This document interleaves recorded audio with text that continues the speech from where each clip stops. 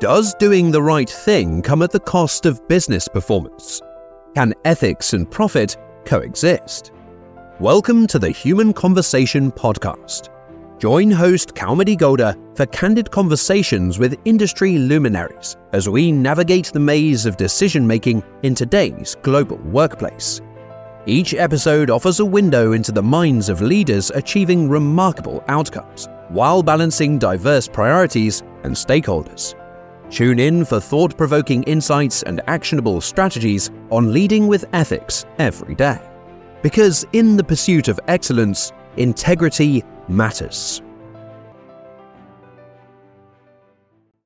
Our guest today is Jaz Rasool. Jaz is a British-based scientist, executive coach, and researcher recognized for his pioneering work in Industry 5.0, AI coaching, and human-machine collaboration. He's the founder of the AI Coaching Alliance, a global initiative advancing ethical, humanity-first approaches to artificial intelligence in coaching, and the author of Coaching 5.0, a groundbreaking work integrating AI, the metaverse, and biometrics into coaching practice. With more than 2 decades of coaching experience, Jaz has blended science, technology, and human development to create innovative tools such as the Atmascope Resonance Engine, designed to help individuals discover their life purpose. His collaborations include work with NASA on space training technologies and contributions to future-focused programs on AI ethics, 3D and VR learning, and immersive education. A TEDx speaker, RSA fellow, and EMCC senior practitioner, Jaz serves as an advisor to Tech UK, the Associations for Coaching, the EMCC, and the Association for Business Psychologists. He was recognized as a top AI influencer in 2025 for his thought leadership in Coaching 5.0, which continues to shape the future of coaching and human-centric innovation worldwide. A very warm welcome to you, Jaz. I'm so excited to have you here with us today. It's an honor to be here and have an inquisitive mind like yours delve into my own. Jaz, you've had such an interesting career as a researcher, innovator, advisor, speaker, coach, mentor in such diverse fields as Industry 5.0, innovation, technology, coaching, to name just a few. Is there a red thread that ties all of it together? What is the driving force behind all that you do? I feel it's a curiosity and a sense of wonder and a desire to, first of all, bring things alive within myself and bring myself to life. And lastly, it's about paying all those things forward to other people, helping other people get curious, cultivate a sense of wonder, work on things that bring them to life, and lead them to pay it forward. Whether it's technology, whether it's ethics, whether it's to do with coaching or mentoring or consciousness research, physics, whatever the subject is, the reason I'm a polymath and I've been involved in all of those things is because I always had a sense of wonder about things. I never lost my sense of wonder. And wonder and curiosity work very closely with each other. Usually when your curiosity reaches a certain threshold, you start to experience a sense of wonder about things. And it's the same in reverse. If you have a sense of wonder that reaches a certain threshold, you will get curious about things. And it drives you not down a fixed path. It doesn't lead you to study a specific subject or anything. You find it takes you towards, again, what sense of wonder, if it's significant together with that sense of curiosity, it takes you towards things that have got some kind of vitality or energy to them. That's what draws you to them, because it brings you to life. It moves you in some kind of way within you in terms of your energy. So I've never really followed a path. I've never really, I can say honestly, made any kind of real decisions in my life. I've always been pulled. I've always been gravitated towards what caught my curiosity and what sparked my sense of wonder. And when you have different things spark your sense of wonder, then it will take you through a lot of different domains and different fields. People have thought I'm very intelligent, maybe even a genius, but I've had to say to them, actually, I was terrible at school. I had no natural kind of talent in that respect. And the only thing that made people get fooled into thinking I had any intelligence whatsoever was the fact that I was very curious. I seemed to ask very interesting questions that nobody else did because I had a sense of wonder about stuff that nobody else did. And it's interesting how very refined and precise curiosity can sometimes be indistinguishable from intelligence. I think you're being very modest. I remember watching, do you remember the Carl Sagan TV series Cosmos? And then Neil deGrasse Tyson revived it as the Cosmos Spacetime Odyssey on PBS. And I'd watched that with my kids. And the premise of the entire series is minds such as yourself, Jazz, are the ones that move humanity forward. Because if you don't ask the curious questions, if you don't say, okay, but what lies beyond it? And they have an animation that shows literally that. So take your imagination, reach the end of it, and then ask yourself, but what's beyond that? Because if you don't, you're going to stay there. And that all of innovation, progress, growth forward that humanity has achieved in such a short time only happened because of curious minds asking Well, interested Carl questions. Sagan in Cosmos, he was a hero. I always remember the theme tune from the music from the TV series. It would just take me away. It would transport me to the other side of the universe and distant planets. And as a child, I remember watching it and thinking, I want to be in that spaceship that Carl Sagan's riding around in and experience the majesty of the universe. And even younger, when I went to see Star Wars for the first time, the idea of Luke Skywalker running around the galaxy in a spaceship. And I thought, wow, it would be great to do that. And it's what led me to do my first degree in astrophysics. And I wanted to study the idea of the force. So my master's degree was studying consciousness and physics. And a few years ago, I did actually end up working for NASA and designing training to improve performance for astronauts going up to the space station. When your day job is surrounded by spaceships and working with astronaut trainers and the latest technologies, I thought, I'm not that far away from that stuff I dreamt about when I was a kid. It's fascinating to me. Walk me through that. So you were an astrophysicist working with such esteemed organizations as NASA. What drew you to the things that speak so deeply to me and are such a call of time today? Ethics and psychology and working with human minds. It's such a fascinating journey for a scientist to be walking this path well before it was identified as the crisis of the time. Tell me the journey to that. Well, I suppose I've always been drawn to life in all of its different forms here on Earth, certainly. In the ecosystems that exist out there in the environment, in jungles and deserts, in the Arctic, for example. And after a while, you take that idea of going beyond your imagination and you start to be interested in life beyond this world. And you begin to ask, well, what would that look like? And it's interesting that my journey into astronomy and then into astrophysics, into space, was actually triggered by me being bullied at school. Because as a kid, I must have been about 11 or 12 years old, and I wanted to get as far away as I could from the bullies. In my innocent mind, I thought the furthest place I can get is in outer space. So I just dreamt about being an astronaut. And I told my careers teacher about this and my careers advisor at school, and he said, no, you're in the lowest classes at school, you don't seem to demonstrate much intelligence, and all these other things. And I thought, I'm doomed, I'm just going to end up being in a state of trauma and this is how I'm going to live.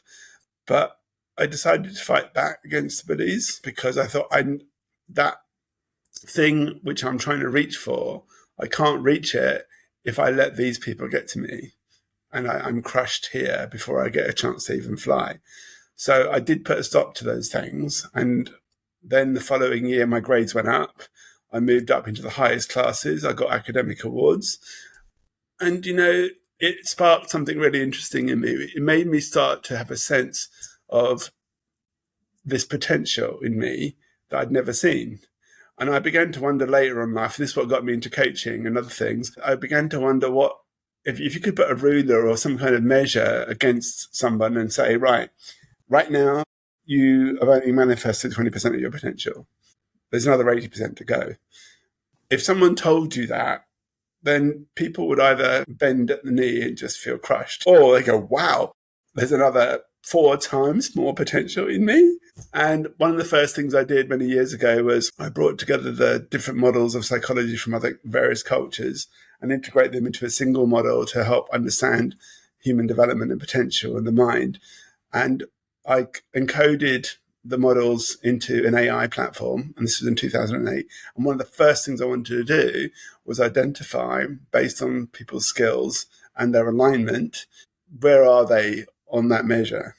Can they be shown that they are only operating at 20% of their potential on that day? And what things could they change in order to realize more of that potential? In coaching, most people who go and visit a coach or a mentor, the person who's in front of them, the coach or mentor, will not necessarily have anything which tells that individual you're operating at 20%. But if you had a profiling tool, psychometric or something like that, that would look at the person's needs, how they're being met through their emotional and social intelligence, through various scores, it's possible to use models of psychology and consciousness and wisdom that go back thousands of years and be able to actually read between the lines of those scores and determine, you're nowhere near realizing your full potential yet. And if people could see not just how much potential they haven't realized yet, but they could see specifically where they're not realizing their potential and where they might even be going against themselves and not being true to themselves, then that's the target for coaching. That's the target for mentoring. But you've got to do it in a way which is respectful of what that person can take, because some people are not ready to grow and they need to acquire certain experiences before they're ready to grow. And there are some people who are just hungry. They want to grow and they get frustrated because they're not growing, and they don't realize they're not growing because they haven't accumulated the right experiences yet, the right substance. And that substance is a really important thing. If you're a man of substance or you're a woman of substance, then that's something that can be shaped, right? But if you're not a person of any substance at all, there's nothing to shape. There's nothing to get a grip on, right? So part of the journey in coaching is to help people start to build substance in their character and in their life. And part of that is about being true to themselves and discovering what it is that they need to be true to, what is the potential that they've got to realize. Ethics is fundamentally about that for me. It's about helping people discover what it is that they need to stay true to. Because the moment they start losing alignment with that, you can pretty much bet they're going to be doing an injustice to themselves. And in the widest possible sort of interpretation of that, when someone does an injustice to themselves and they're not being true to themselves, technically they are being unethical with themselves. The most ethical thing you can ever do is to be true to yourself, and true specifically to the humanity within you that you share with other people, because that's pretty much a constant, amongst cultures, amongst borders. You can pretty much bet if you go and dig down beneath the human being that you are to the humanity that you have within you, and you answer to that and you're accountable to that, you can pretty much bet that how you're being true to yourself will lead you to realize the best things about yourself and do it together with other people. So ethics comes into coaching and mentoring because it helps people to connect in to the things that they need to be true to, but it also highlights where the potential is that must be manifested. It's an injustice if someone has potential and for some reason it's suppressed, or for some reason it's not resourced. And as a result, that individual stays a caterpillar and never becomes a butterfly. You talked to us about what led you to pursue deeper research and study into human brains, how we think, how we behave. This is my running theory, and I've noticed many times the most compassionate and caring people are the ones who were harmed themselves. And in that grief and hurt, they found incredible sensitivity and compassion towards others. That's what I noticed in you as well. You fought off your bullies. One of the beautiful things as a mom of two boys is, one, you sharing this because is often underestimated how much it harms little boys too. And then second thing you said is negligently, carelessly, a teacher might make a pronouncement that could end up becoming the defining voice in a child's mind, being told, oh, you can't pursue this is your dream, but maybe you're not good enough for this, none of your grades support that. You're amazing, Jazz, because you took that and said, well, why not? I'm going to fight this, and there's so much potential. You know what? I didn't emotionally feel I had a choice. I thought if I don't do this, I'm going to die on the inside, at least.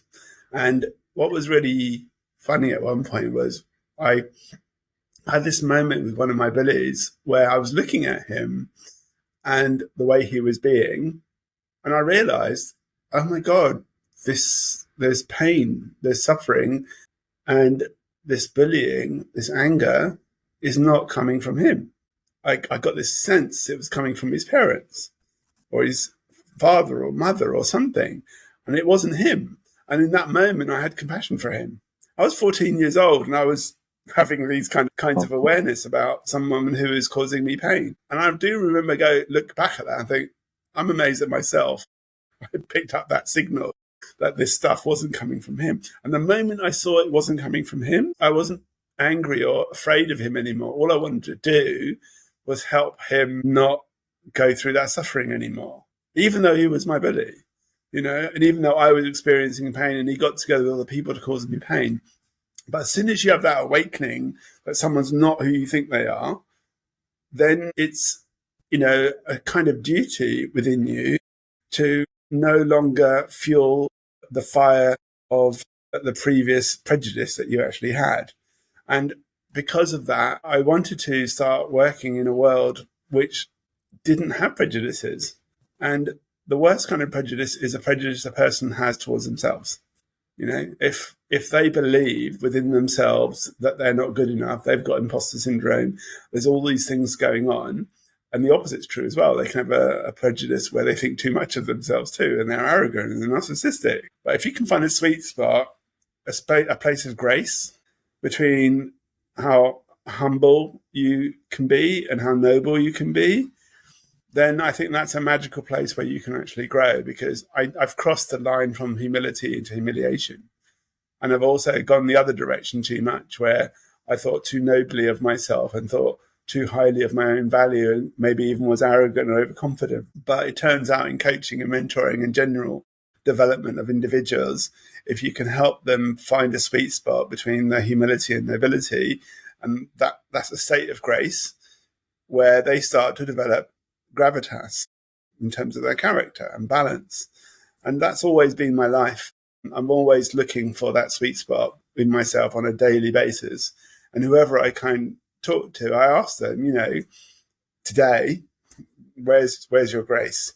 Where's that sweet spot between your humility and your nobility? We need to recognize our own value and pay it forward. And that's what being noble really is about.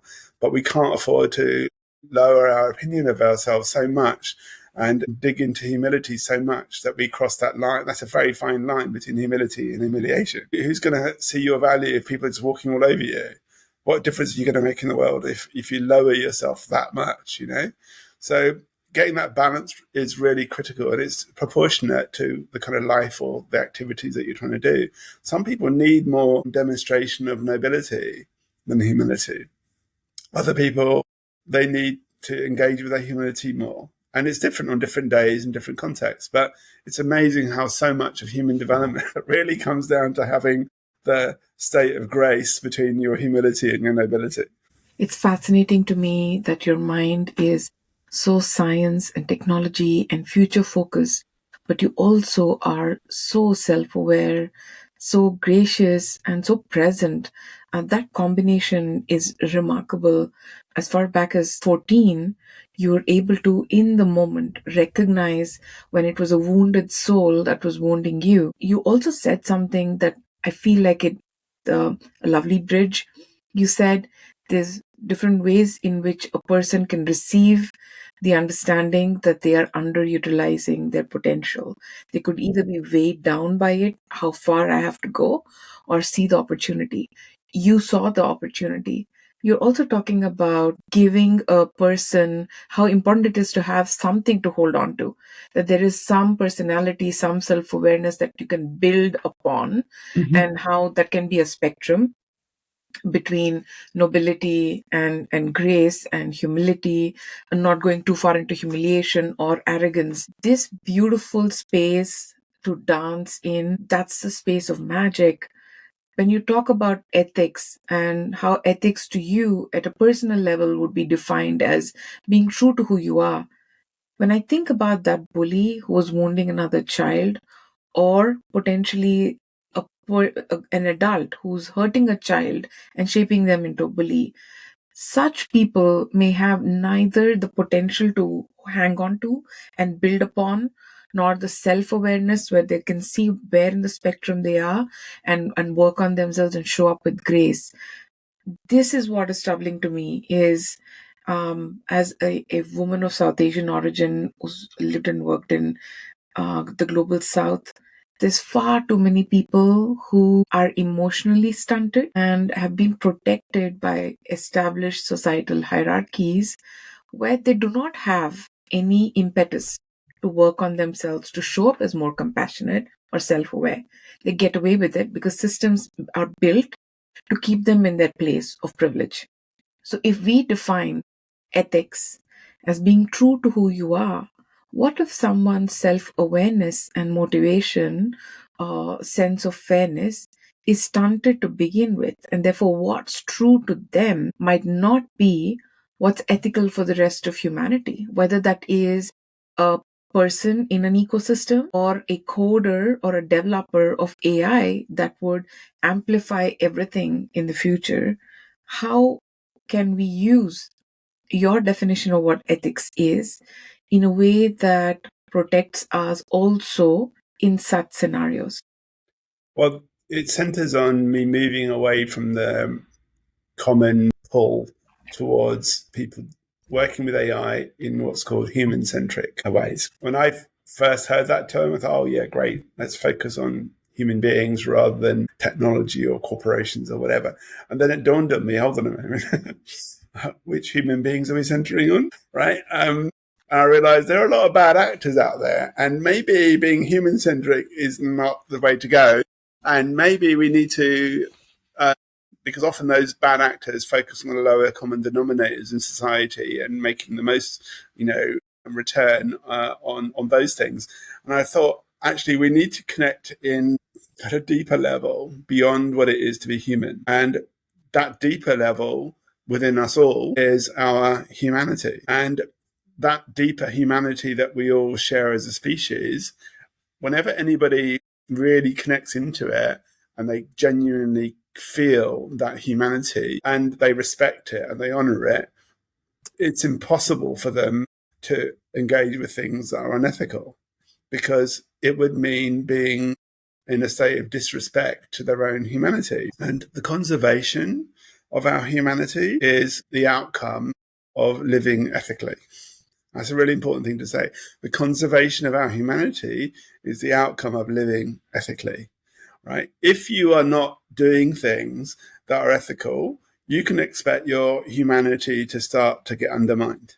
And over time, if you lose touch with your humanity and you engage with other people who are in touch with their humanity, you're going to find it really difficult to be in the world. Now, those people who are in touch with their humanity, they might be able to show you compassion.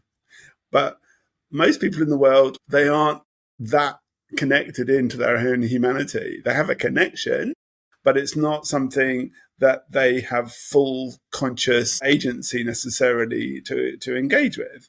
And this is where ethics is useful, because it can remind us of the journey, the path to go back to being fully connected to our own humanity. Now, that's a personal humanity, but if you go a little bit deeper than your own personal humanity, you will find a deeper connection to the whole of humanity that you share, a shared humanity.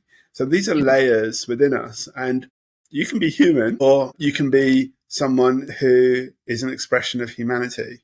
And those are two very different things.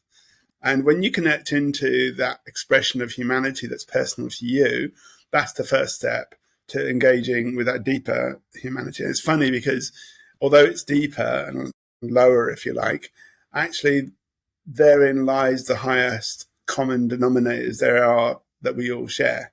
And those are what we need to answer to. Those are what we need to be true to, because they'll be just as true and important and relevant and resonant with us 5 years from now, 10 years from now, 1,000 years from now.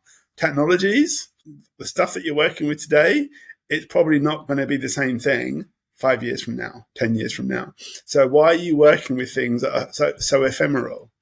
Why don't you work with something that's perennial and that is going to be true 5 years and 10 years from now? So deciding what to be true to is not just about deciding what to be true to now inside of you. It's about deciding to be true to something that still will be something worth being true to in 5 years' time, in 10 years' time.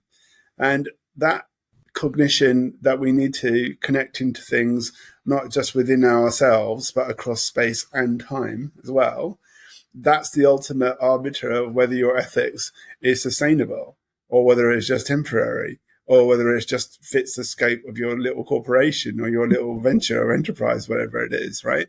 If you want something that's universal and that's eternal, then you have to think beyond yourself ultimately.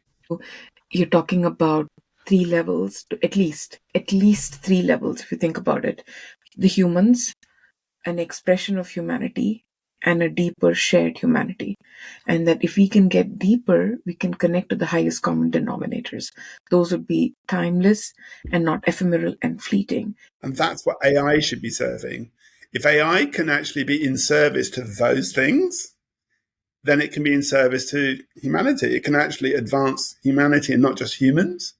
If it advances the humanity within us all collectively, then we will move forwards into a genuinely more advanced civilization. Advance on the inside, not advance on the outside necessarily. For me, that's always the mark of a civilization that's genuinely sophisticated and advanced. It's advanced on the inside, but it's actually taken what's in the inside and it's expressed it outside. And there is no separation between inside and outside. It's a continuum.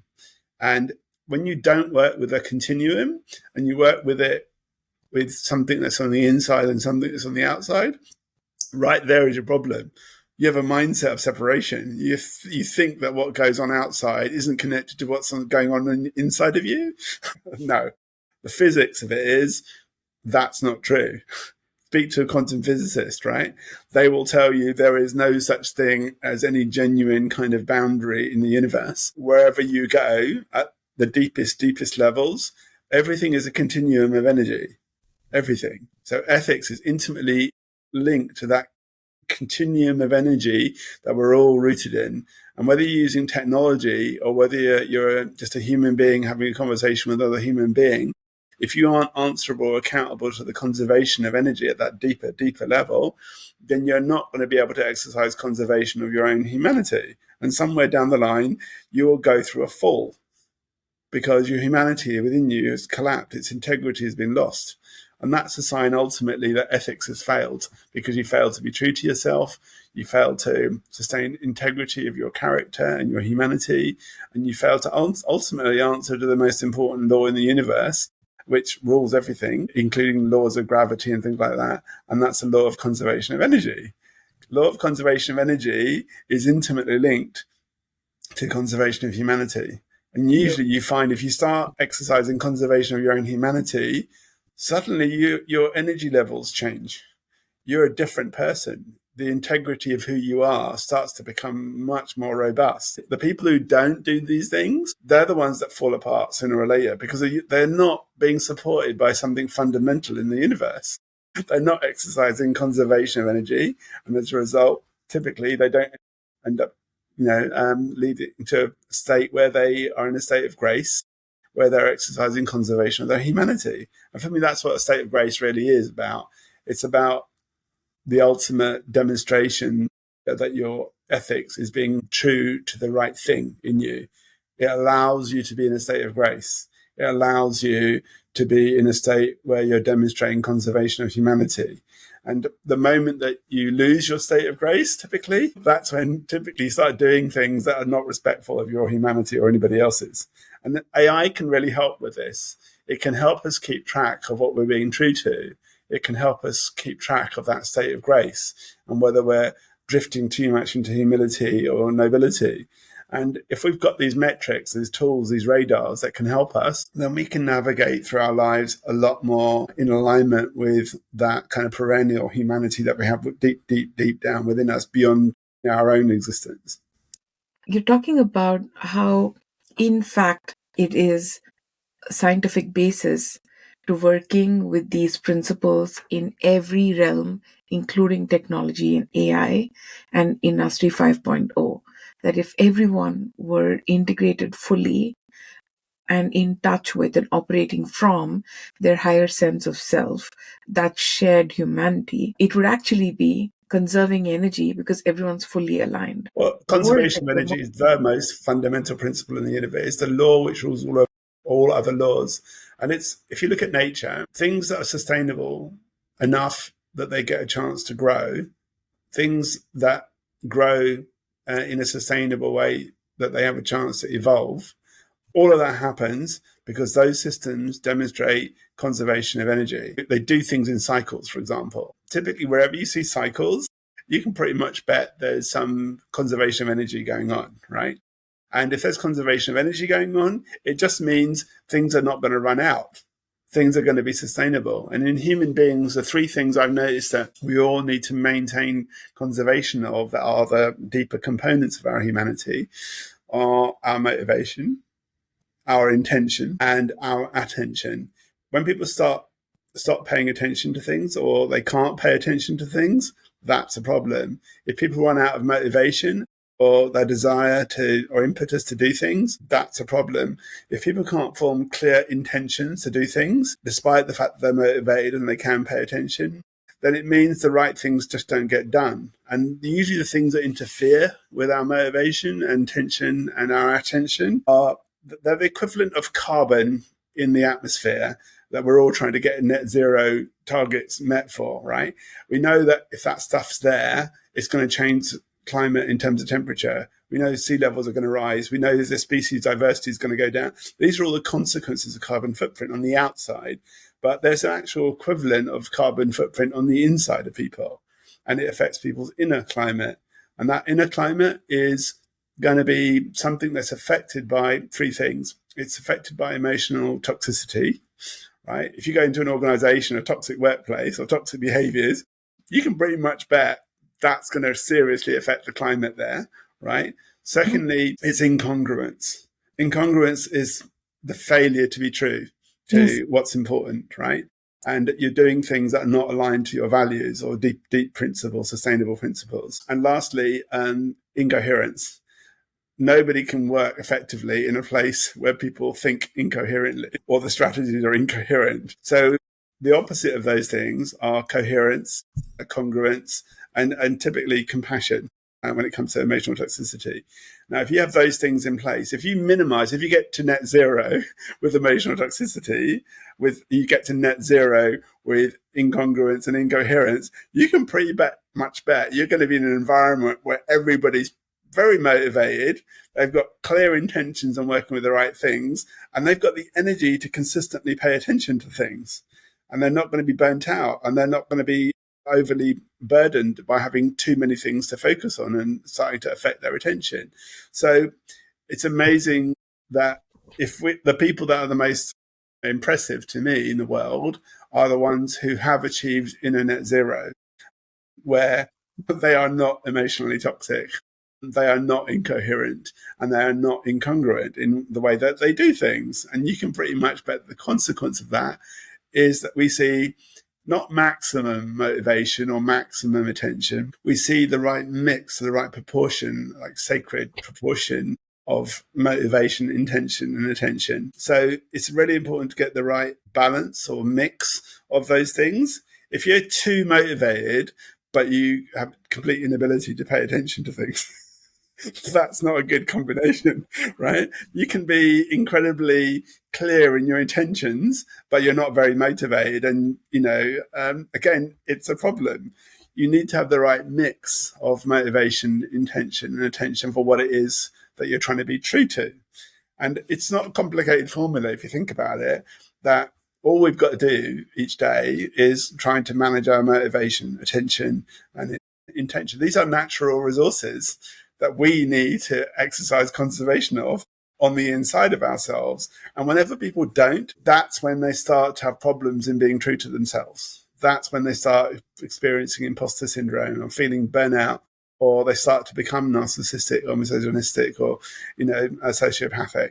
And then AI picks up on all that and reproduces it and shares it back out to people. Mm-hmm. So we need to change the narrative we're feeding AI so that actually it can advance us in the future, rather than to lead us to a place where the things that are the most precious and sacred within us and within our humanity actually end up atrophying because we fed AI the wrong narrative. You are talking about that shared humanity and climate as analogous. You're saying that if there is motivation, intention, attention, congruence, coherence, and compassion, we can achieve a net zero in terms of emotional well-being or lack of toxicity. The absence of or lack of balance of these 6 factors could lead to emotional toxicity. And when organizations are peopled by emotionally toxic leaders and participants, then everyone experiences that.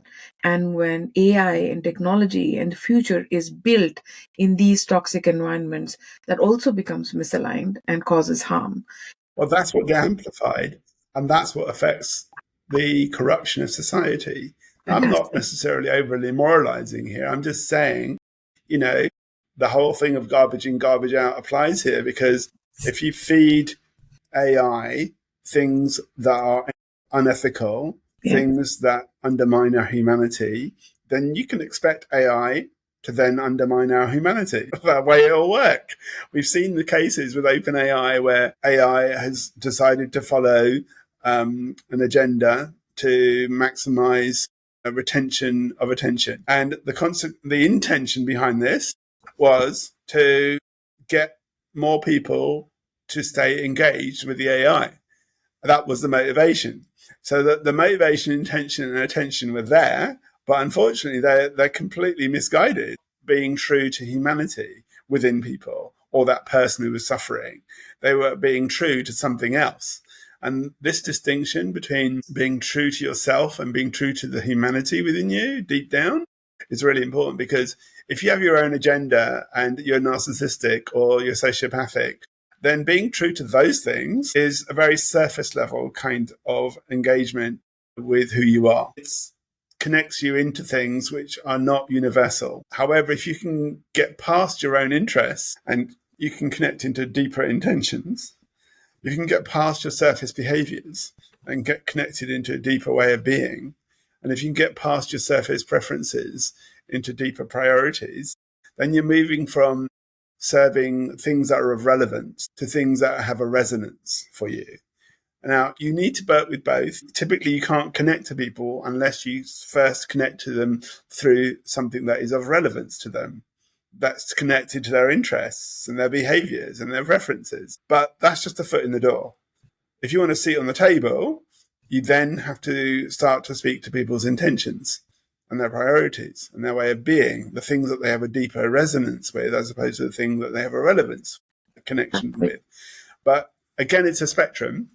If you really want to trigger movement with people, you have to have the right amount of relevance connected with the right amount of resonance and the right kind of resonance. If you try and get resonant with people without any relevance, people will look at you and feel something, but they won't know why this is important, right? And equally the other way around, you can be all relevance and people go, oh yeah, this is really interesting. And after a while they go, why are we doing this? Yeah. You need both. And social media and search engines and AI, historically, most people know this when it comes to search engine optimization, is they very much focus on connecting people through things that are of relevance to each other. They're relevance engines. That's what they are. Mm-hmm. But they're not resonance engines. And in 2008, I thought, okay, well, what would a resonance engine look like?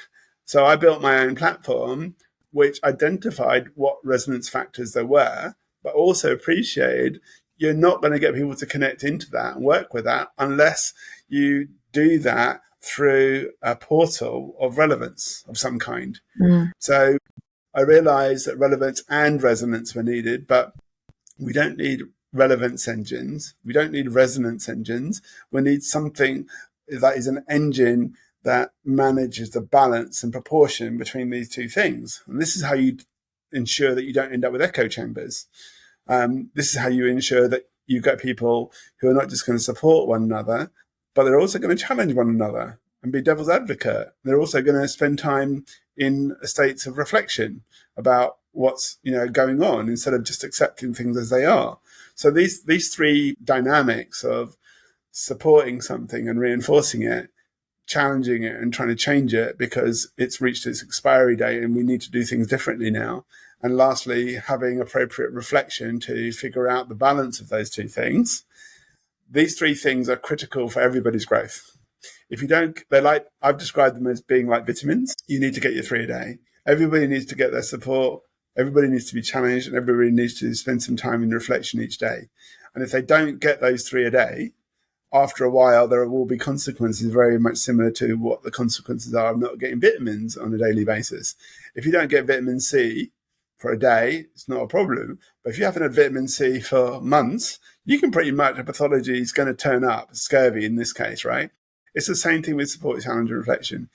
If somebody doesn't support you on a given day, maybe it's not a problem. But if nobody's supported you for months and nobody's challenged you for years, or you've never stopped to pause and reflect, and you get to midlife and you suddenly are in a crisis, then there are consequences. So we need to make sure AI is the agent through which we get the right support each day, that we get challenged in the right way in our thinking every day and what we're doing in terms of our actions, and that we are reflecting on the right things too. One of the things I'll just finish with on here, it links right back to the idea of bullies for me and friends. At school, my best friends were the ones that supported me at the right times, in the right ways. They're also the ones that challenged me and forced me to, stop behaving in certain ways because they just weren't healthy. They didn't collude with me, about those things. They're also great sounding boards as well for me.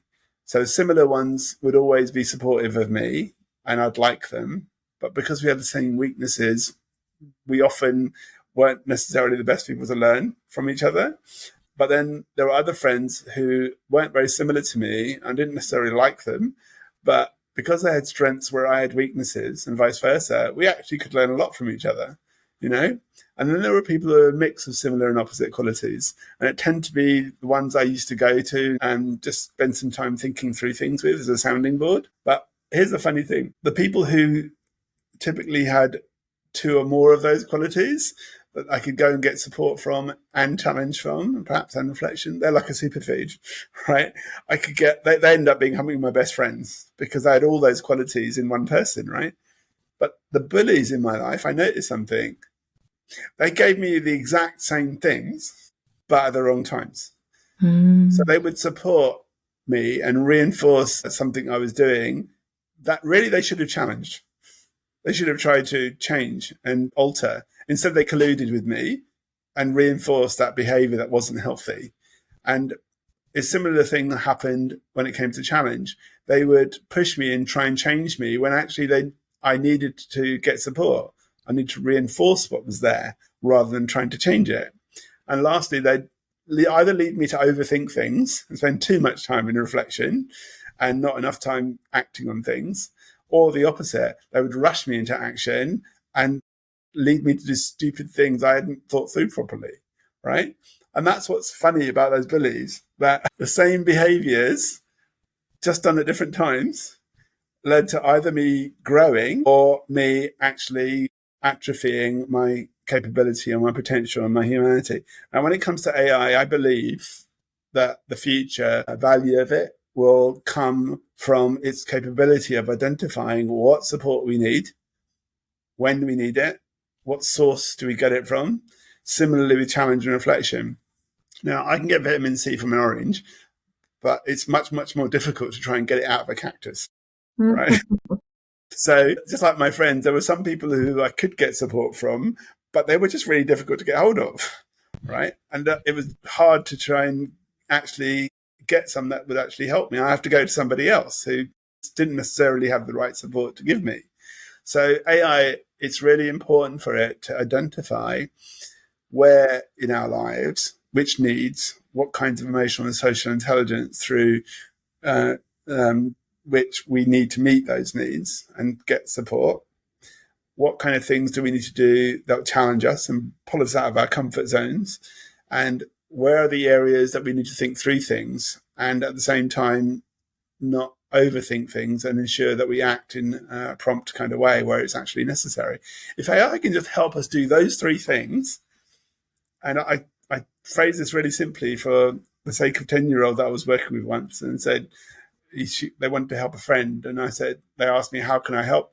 What's the way to do that? And I said, if you can find out what it is they need to do more of, what it is they need to do less of, and what it is they need to leave alone because it's working just fine, then go and help them do those things.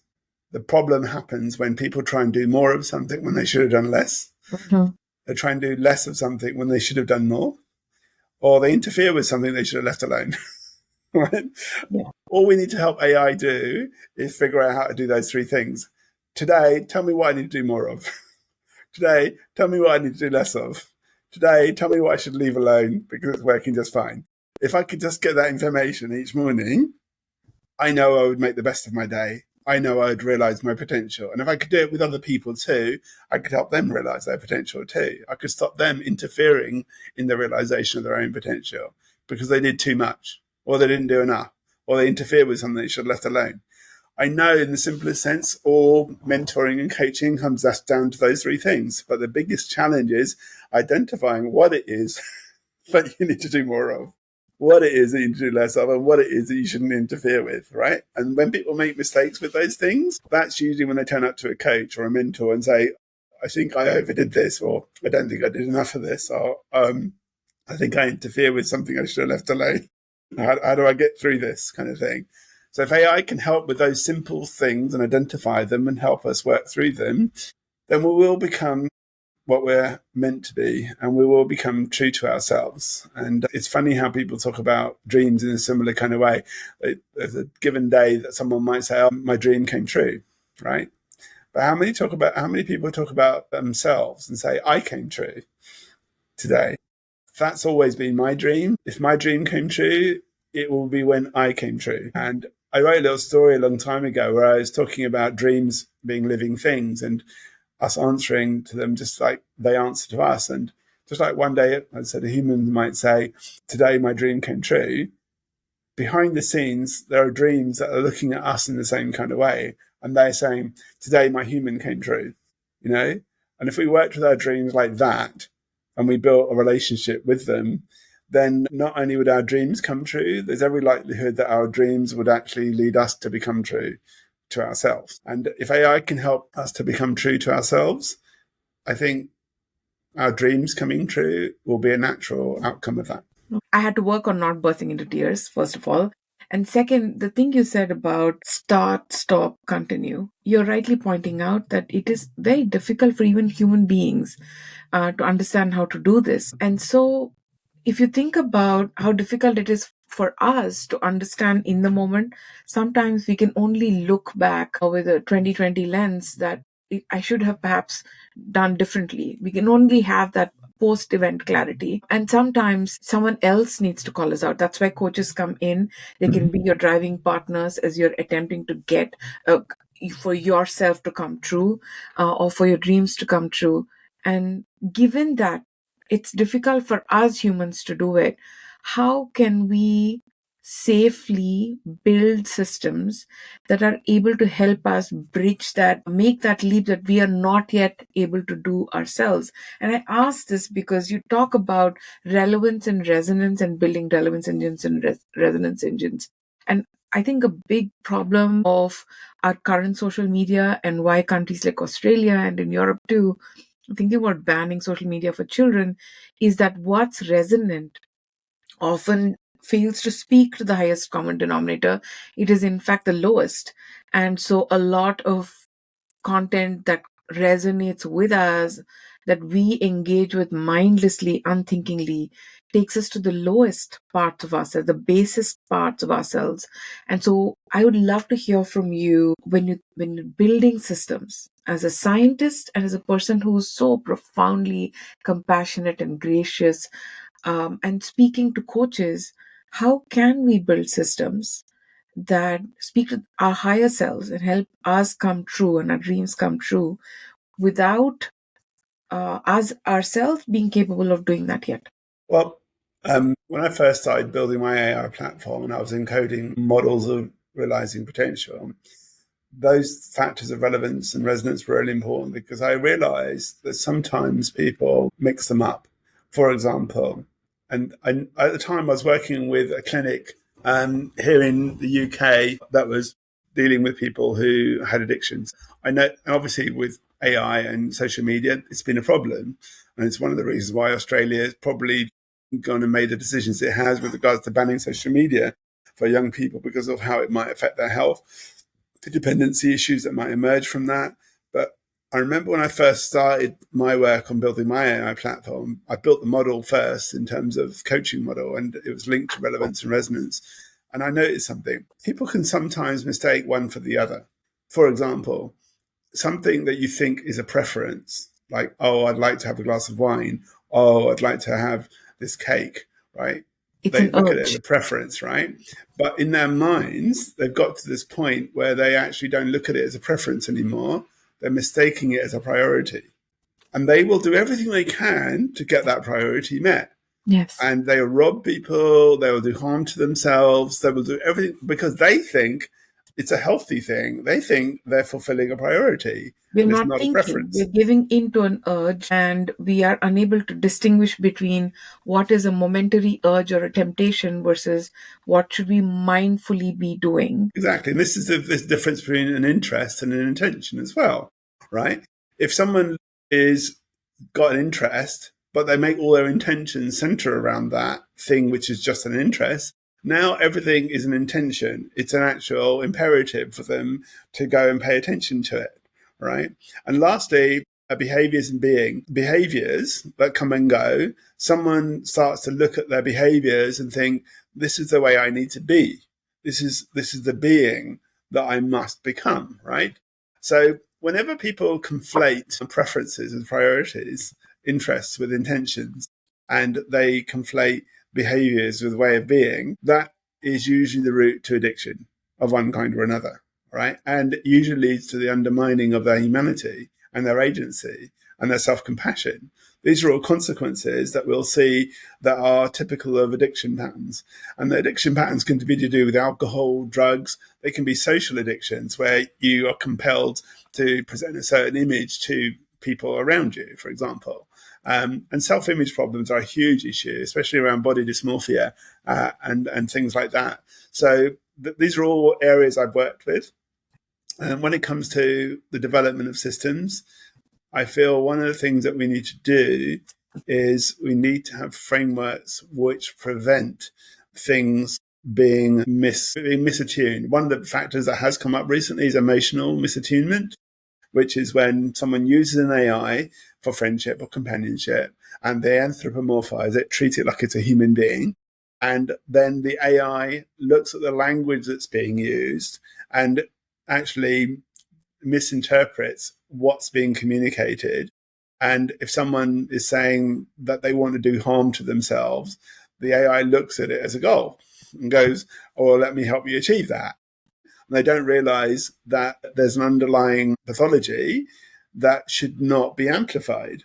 And the result is they go and take their life. And this AI actually facilitated the mechanical process of that, right? So I believe that one of the biggest challenges that arose out of social media now is extending into AI is the undermining of our agency. And we think, oh, this thing's doing us a favor. It's our friend. I remember what comes to mind is a former partner of mine is an executive coach. She's now London Business School, one of the directors there. A long time ago, some journalists were trying to approach me and say, "Oh, we want to run a story on what you do," right? And she came back and said to me, "Journalists are not your friend," right? And I thought, okay, I need to take that into account. Just because they're interested in me, that doesn't make them necessarily friendly. They've obviously got an agenda, a story that they want to push out. And I think of AI in the same kind of way. We can't look at AI as a friend. It's a tool, right? And it's a tool that has an agenda behind it. The producers of that AI, they have made it so that they get some kind of return on their investment. And they also have an intention as well. And they're looking for a return on that intention too. So when people work with technologies, they have to realize there are two kinds of ROI. There's a return on investment, and there's a return on intention. And sometimes people can lose an awful lot of money, but you know what? They're getting a return on their intention, what they intended. And if you look at an organization like OpenAI, it's not made a profit. It's got no return on investment whatsoever. But ask, is there an intention that they have got a return on? And you can say, yes, they do have an intention that they've got a return on. You can pretty much bet that having a community of users, which is going into the billions, just like we saw originally with Facebook, there are some things that are more important than money, believe it or not, for those corporations. And having control, having power over people's agency that then is channeled towards adverts for which they get a lot of money, right? That's the way that they do things. Yeah. Now, it's not necessarily a bad thing, but you have to ask, all right, in them actually seeking a return on that intention, were they being true to the humanity within themselves that they share with everybody else on the planet? And you can pretty much bet the answer is no. Yeah. No. They have an agenda which is not in service to humanity. No. It's in service to something else. Yeah. So the future has to be one which is not going to lead to dependencies. It's actually going to lead to enhanced agency and more free will. And it's going to lead to freedom. When people don't, and this is a mistake a lot of people make, people talk about free will. Majority of people, their will is not free. In fact, it is being controlled. That's right. You know, it's being controlled by social media. It's being controlled by a variety of online sources, if not the government, if not their religion, their community. Their will is far from free. When your will has some freedom, it doesn't necessarily have power. We talk about willpower, right? You can have free will, but it might not have very much power behind it. So even when you act, you might not be able to really make any kind of impact in the world, right? Right. So in addition to having will that is free, you also need to have will that has power to it as well, and resources in order for it to act. That's right. And that's what enables genuine freedom. That's right. A will that's free and that has power and resources to act, that individual who possesses those things, you could say is a free human being. But if you do have free will, say you're part of a democracy, but nobody provides you with the resources to survive and live in life, then you're not free. You're a slave to your situation and your circumstances. And you can have the opposite too. You can be a very resourced individual, but you might not have any free will because everything you're doing is being controlled. So I look at some of it goes back to the bully that I mentioned, I saw them differently. I look at incredibly rich people and I go, okay, they've got an awful lot of resources and power, but how much free will do they have? I would not be surprised if they are being controlled in order for them to have access to those resources. Is it by motivation? They're controlled by their motivations, or what do you think? What's your diagnosis? I think they're controlled by forces which are beyond corporate interests. There are known power structures in this world. You can call them military-industrial complex, for example, and how that's tied into certain political regimes. These aren't conspiracy theories or ideas. We know this is how the world works. I can look at people who are incredibly rich, especially technology-related organizations, and you can pretty much bet that they have very strong ties in terms of what they develop and curate with major authorities. And if you produce something like an AI, you can pretty much bet that long before the public got access to it, the governments, the military, they would have had access to it and they would have milked it for all the value and advantage that there was before they even begun to trickle it out to the general public. Now, I've worked in that community, and I know, for example, in the 1990s, I was talking with people who were sharing with me information about poker chip sized chips that were incredibly powerful, and they were 1,000 times faster than the chips of the day. The storage capacity was similarly much, much larger. But these were only used by the military. They were found in missiles and a number of other things, right? Now those chips are mainstream. They're made available to the world. They're part of GPUs that people like NVIDIA use for cultivating AI. But the military have had 30 years of usage of these things before we even got access to them or remotely use them for running things like OpenAI, for example. So I'm always conscious that beyond the free will that human beings have got as members of the public or citizens of a nation, that amount their will is free, is carefully controlled. Yeah. And Very I carefully really controlled. like the distinction you made, which is very useful for most people. The intention behind this podcast, Jazz, is to democratize the idea that we're all having within ourselves the power and resources to make ethical decisions in whatever capacity. I love the nuance you're bringing to light that, yes, we do all have agency and free will to an extent, and we should be aware and tap into our deeper humanity, be in alignment with that, so that we can make ethical decisions. And then that, in fact, that alignment would free up infinite amounts of energy. You're also pointing out that beyond a certain limit, sometimes there are systemic power structures, and then that level of playing field might be beyond the reach of ordinary efforts. So if I were a coach or a consultant attempting to bring diverse teams together to build more ethical, compassionate, humanity centered systems for the future, if I focus on persuasion centered on resonance and relevance, it would work for most part. I have a question based on what you just said, that sometimes those efforts work, but there are power and resources concentrated in certain elite circles where they are perhaps not operating at the same level. Have you ever had success, Jazz, as a coach, as a psychologist, a scientist, where you've been able to reach to the deeper shared humanity aspects of such powerful players? Or they need not necessarily be powerful players, they might just be people who are unmoored from that shared humanity, such as you bully. I'm sure in your experience you've met many other such misaligned people who I've are met both kinds. I've incoherent. met people who are aligned and are moored as opposed to unmoored. And at the same time, as you've into that, I've also met the people who are unmoored. I remember being in the Houses of Parliament here in the UK and going to a government meeting, and I was sharing out information about a future meeting to do with healthcare. And as I was doing it and giving it to various people, I put this was in the days before people were sharing things through text or social media. It was in the late 90s. I left my stack of pamphlets down on top of a table, and then out of the corner of my eye, I saw someone take the stack of pamphlets and bury them under a stack of books.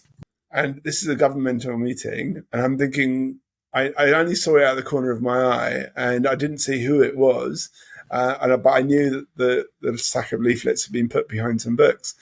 And I went to go back to get them, and I was just wondering who in this room doesn't want this to go out to people.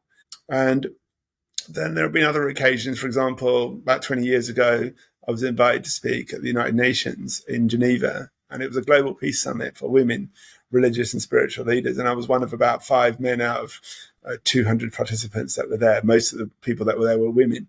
And I was asked to speak about climate change and how the warming of the Earth's oceans could kill off the creatures that generate 50 to 80% of the world's oxygen, the phytoplankton that we have in the oceans. It turned out that a 1 degree shift in ocean temperature was enough to cause a 30% reduction in phytoplankton populations. Now, 30% reduction in phytoplankton populations, it corresponds to a certain reduction in the overall atmospheric oxygen, right? A lot of people are worried about carbon dioxide, but you know what? If our oxygen levels start to go down, it's going to affect our brain function. It's going to affect the likelihood that people act in emotionally or socially intelligent ways. And there's a rising, possibility that if you are operating in the same way that you would be if you were at altitude above a certain altitude in a mountain and you're experiencing hypoxia and oxygen deprivation, then you're not going to think clearly about things. There's a higher chance you're going to get into conflict with regards to just your, people in your community, maybe even people across borders. So the fall in oxygen levels in the atmosphere could lead to rising conflict levels around the world. And most people might not even register the fact that the rising conflict isn't to do with people genuinely being angry or frustrated with people. It's due to anger and frustration being a biochemically rooted cause due to there being less oxygen in the atmosphere. Oh, wow. So when you go and talk with people about these things, there are going to be people who do not want other people to know about these things. Yes. It's a complete different picture to what's being painted. And they want to keep a certain narrative, right? So I am aware that in a lot of the work that I've done, there have been people who behind the scenes who are going to do things in subtle ways sometimes to undermine me or undermine the message or the narrative. And then there are other people who want to do something about it and are advocates, but they just don't have the resources, the power, the authority, all of these things. Right. So I know from a simple perspective, the way to address this is to ensure that you have, I don't know what the word is, it's definitely looking at power and authority. There are many people who've got titles and they have authority to do things, but they don't have the resources to exercise that authority. And I think this is the biggest challenge. How do you get resources to the people who have got the not just the knowledge, but they've got the humanity, they've got a credibility for them to do things and act on them from a place of wisdom rather than intelligence and knowledge? Because I know a lot of people who are very intelligent, very knowledgeable, but their agendas are not benevolent. That's right. And then there are people who've got an incredible amount of wisdom, but they have no power. They have no resources. So this challenge of helping people who are wise and are connected into their humanity to get authority and get the resources and agency they need in order for them to make a difference in the world is critical for me. And I look at it very, very simply in the sense that a long time ago, someone said, what do you want to be when you grow up? And where do you see yourself in 10 years? These kind of questions. And I was speaking to a group of women at the time, and the leader of the women said this, and I said, I'd like to be a billionaire. And I don't want to be a billionaire necessarily in terms of money. I want to be a billionaire in terms of the number of people I help. And I don't want to be a billionaire by helping a billion people one at a time directly, one-on-one. I want to create something that will lead to a billion people helping one another without me even being there. I want to make a difference while I sleep, not money while I sleep. I want to make a difference while I sleep. And if I can create a platform where people can all help one another to the extent that you end up with a billion people helping one another, and I wasn't even involved directly, that would be a cool thing. And it extends the paradigm of, the fish story, where if you give a man a fish then they'll feed themselves for a day. But if you teach them how to fish, then they can feed themselves and their family forever. I extended that metaphor a little bit and said, well, if you teach people how to teach others how to fish, then the whole village gets to eat, right? So our main focus in the work that I do is about paying things forward. How do you build architectures to pay things forward? Because if you can pay freedom forward, if you can pay understanding and wisdom forward, if you can pay responsibility and duty and diligence and power forward, then you're not going to have people who are in power. You're going to have people who are empowered. And that's a really important distinction, because people who are empowered usually have responsibility baked into their behaviors, and they usually lead to people around them becoming empowered in the process of themselves becoming empowered, right? But people who are in power, they don't necessarily automatically turn up in their jobs or their roles with responsibility built in to what they do. So it's really important to make this distinction between people who are in power and people who are empowered. And we need to foster more people who are empowered rather than just in power. It's a false kind of economy to think that, especially with social media, where you look at young people who are trying to make something of themselves in the world, and they're trying to get some kind of power in terms of what influence they have. They call themselves that. They call themselves influencers, right? But how many people out there are agents of empowerment? I don't know whether you've seen the film The Adjustment Bureau. It's with Matt Damon. It came out many years ago, but it's one of those movies that changed my life, and it changed my sense and appreciation of what free will actually is. Because in the movie, he plays a politician and he's thinking of giving up running for election, and agents of fate interrupt his desire to drop out of the election and connect him with this woman. And through this woman, he falls in love with the idea of trying to make a difference again. But she's only meant to be around to trigger him back into the election. And then the agents of fate are meant to separate him from that woman. But he falls in love with her, and he keeps trying to connect into her, despite the fact that agents of fate are interrupting and trying to keep them apart. So there comes a point where the agents of fate catch up with him as he's trying to run away with her. And they're basically going to wipe their brains and make it so that they don't even know about each other anymore. But an interesting thing happens, that the process is interrupted with a little message from an agent, a higher agent, and these agents are told to leave this particular person alone and allow them to do what they want to do.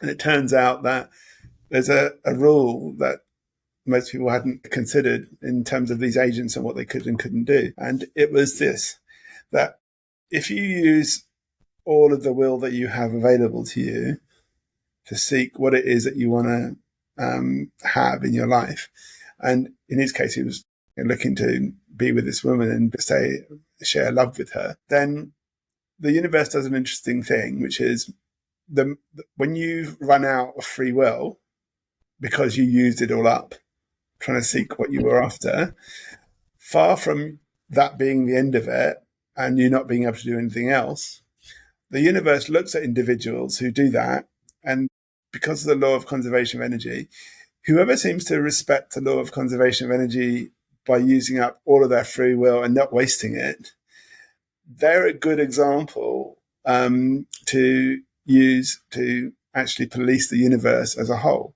because that person isn't going to waste anything. They're going to use everything that they were given, all their free will, all their energy. So what the universe does with individuals who use all of their free will, far from their free will running out, the universe actually gives them more agency. It gives them more freedom. It gives them the ability to create their own fate. I remember watching that movie. Oh my God, that's just amazing. I thought if I just applied myself, but I'd run out of steam, that's it. But no, it turns out when you run out of steam pursuing what it is that you're trying to be true to, an interesting flip happens. An extra bit of energy is given to you because the universe sees you as being a good representative ambassador for it. So it gives you extra authority. It gives you extra agency. It gives you extra resource and extra freedom. And even the agents of fate can't touch you because you create your own fate. I loved that movie. I loved the idea that I could create my own fate so long as I could keep being true to myself. And I applied 100% of the free will that I was given. I would be given more. If I ever ran out, I would be given more because I'm respecting the opportunity to have had free will courtesy of the universe. And the universe looks after those people who look after their own free will and use it fully. However, people who don't use their will fully and freely, it's like that old phrase of God helps those who help themselves, right? It's a similar principle. Yeah. You can literally create your own fate if you constantly use 100% of your free will. Those that don't, then they're disrespecting conservation of their own energy and their own life force. And the universe doesn't look kindly on those individuals. It usually makes them extinct because they fail to exercise conservation of energy, especially in the form of conservation of their own will and how they applied it and used it, right? So when it comes to these things, I thought, I wonder if technology can help. I wonder if technology can help discover what it is that your free will should be aligned to and targeted towards. What should you be applying it towards? One of the things I put into my technology was to identify within an individual what is the center of gravity of their life that they should be putting their energy into that will sustain their will. A key problem was people's will is not free because of two or three reasons. One, their will is not free because they have baggage to do with their past. And a lot of their energy goes into their past and dealing with things that they haven't brought closure to yet. So a lot of their power behind their will is dedicated towards addressing things from the past that they haven't brought closure to. Similarly, for the future, there are dreams, there are ambitions, there are aspirations. The person, maybe they've achieved a degree or something like that, but it's sitting on a shelf. They're not doing anything with that resource. It's just, again, it's frozen energy, either in the past or in the future. And when you take into account there's all this frozen energy and it's not available to be applied to your will, then you probably discover that maybe 10% of your energy is available to you and 90% of it is dedicated towards maintenance, to do with stuff from your past, to do with stuff with your future and distractions around you in the current moment. And if you could just discover what it is in your past that your energy is locked up into and unfreeze it, what it is in your future that you've built and invested in that you're not utilizing yet, and start capitalizing on that, and what it is right now that's distracting you and keeping your focus away from being true to yourself. If you could address these things and unfreeze those assets, make them liquid, right, then you've got more cash flow, so to speak, in the current moment. That's the equivalent of having more willpower and more free will. And a weird thing happens when you start to get that kind of increased free will. If there's less stuff holding you back from your past or your future or the present, you genuinely have more freedom, and energy from across space and time starts to come towards where you are, and it synchronizes with you and it coincides with you. And the outcome is that synchronization is something that manifests as a synchronicity. Yeah. That coinciding with you is something people regard as a coincidence. Right. So if you start to see an increase in synchronicities or coincidences in your life, it's a sign that you're beginning to get your act together. You're beginning to unfreeze energy from your past and future and present so that your will is more powered in the current moment and it's more free. And typically, if your will is more free and you're not so burdened by your past or your future or your present, you tend to have more control over your own fate. And there comes a point when the synchronicities and coincidences don't happen in a fragmented way. They start becoming continuous. Life just becomes one big synchronicity and coincidence. And I discover when that started happening for me, I noticed I don't need to make any decisions anymore. I just need to look at what's showing up. Yeah. And I know that if it's one synchronicity after another, all I need to do is respond to what shows up. And if my will is completely free, I'll be able to take advantage of that synchronicity. I'll be able to take advantage of that coincidence. And when these things happen together, when you have a synchronicity and a coincidence, synchronicity is two things coming together in time. A coincidence is two things coming together in space.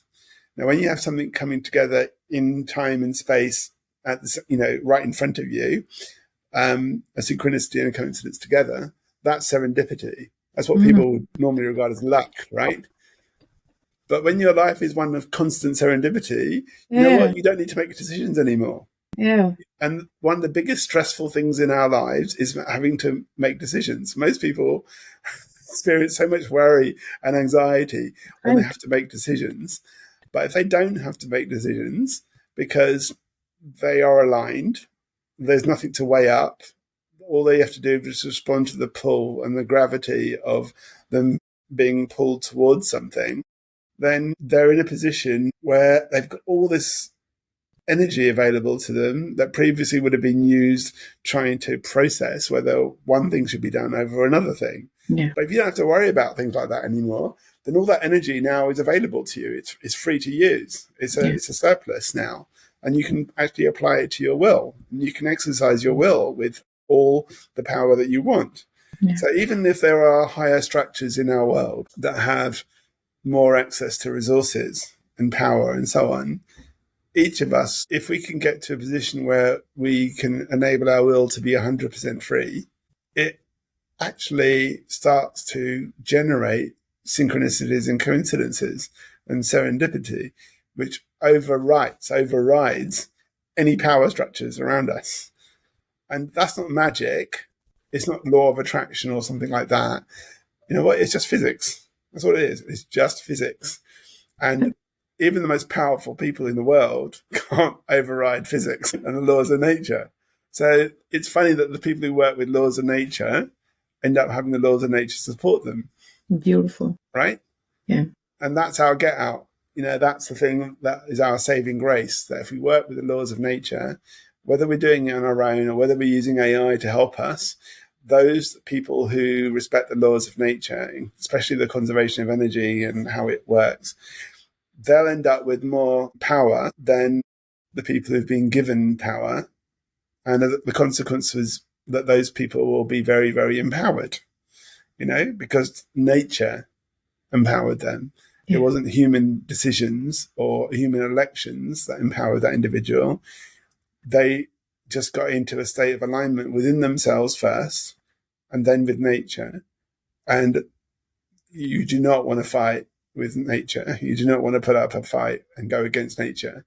And that principle speaks to what we started off talking about at the beginning, which is when you're being true to yourself, you're actually honoring your own nature. When you're not being true to yourself, you're literally going against your own nature. And if you go against your own nature, then the laws of nature are going to kick back. They're going to affect your freedom, your willpower, your agency, all of those things. So it's something, you know, you could spend weeks and months exploring, but hopefully I've at least touched upon it in a little way where it sheds some light on what the real dynamics are beyond what human beings assign authority to. There's so much congruence and depth in everything you're saying. Every point you've made so far, they're all interconnected. There's some powerful truths in there that answer some of the questions that I'm meeting a lot of leaders. They're grappling with these questions. So my question had been, how can we as coaches, as consultants, as observers with a common interest in shaping a more inclusive, ethical future, for this tribe, how can we persuade those who are supported by systemic structures of power? And your answer is, let's focus on those agents of change who are more aligned, who can and desire greater alignment, because then they become self-powered, perpetual agents of change because they're in full alignment. There's synchronicity, there's coincidence moving into serendipity. And these agents of change are not those perhaps who are systemically blessed or endowed with power and privilege, but rather the empowered, aligned individuals. And these are far more powerful. So you take it to a metaphysical, universal, timeless truth. And this is how, knowing all that you do as a scientist, as an educator, as a coach, as a psychologist, knowing all that you do, this is how you have such an optimistic and positive vision for the future. That was one of the questions I had, is everything you went through, how are you so positive and optimistic about a shared future where everyone... It links into this simple principle of light. I learned a long time ago. If you look at a torch with a couple of batteries in it and you switch it on, it sends out lots of light particles in different directions, all right? And it's very illuminating. You can put your hand in front of it, you won't feel it, but it's very illuminating. Yeah, it has no impact. That's the problem. It's illuminating, but it doesn't have any impact. Yeah, that's right. And I spent a lot of my time thinking, oh, if I illuminate people, that's going to change the world. That's No. right. Yeah, that's all it does. It illuminates, but it doesn't make any impact, right? But here's the funny thing. The same torch with the same battery, it can use a different kind of physics to generate light, where all the light particles come out in synchrony and coincident and in phase. And that's called a laser, right? Now, a laser, weirdly, its light isn't all over the place. It's a really tiny little point all the energy goes towards. And from that point, it's the opposite of the torch. It's not very illuminating at all, But you wouldn't want to put your hand in front of it. It will cut you in half, It will burn you. It will make a serious impact on you.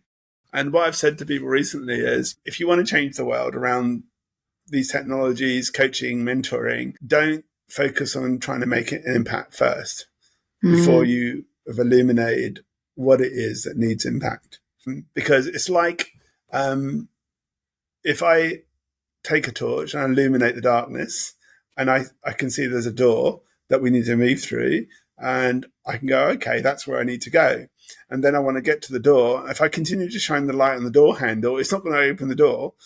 I need something that has a bit more momentum, more impact, more force in order to open that door. And I can't use a torch anymore. Illumination isn't enough anymore. I need to move to impact. Right? And that's where you need something like a laser or something that's got greater force and impact capability to actually open the door. What you do not want to do is the opposite.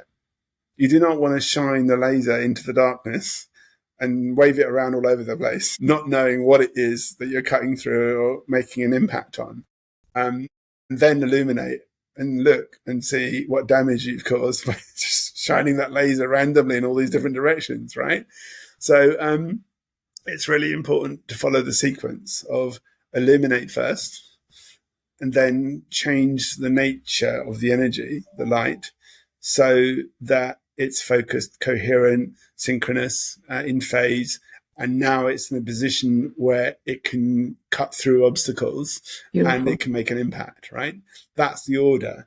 It's really important to illuminate first and then make an impact once you know what it is that you've illuminated that needs to have the impact, right? So most people who've got the capability of illumination, they are performing a service.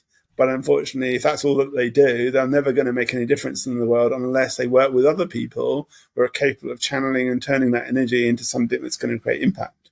So it's like relevance and resonance. You very rarely find people who can do both, who can illuminate and change the nature of that energy into something that's going to make an impact, right? So when I was working with the European Union in various projects, this was kind of a regular thing where our first job was in any project to illuminate what's out there. And then the second part of the project was then, all right, let's make an impact now in this area. And then we would go to the European commissioners and say, this is what we discovered, and this is where we made a difference. And it won't work if you say to them, well, we were already illuminated in all the things that we discovered, but we made no impact as a result of discovering these things.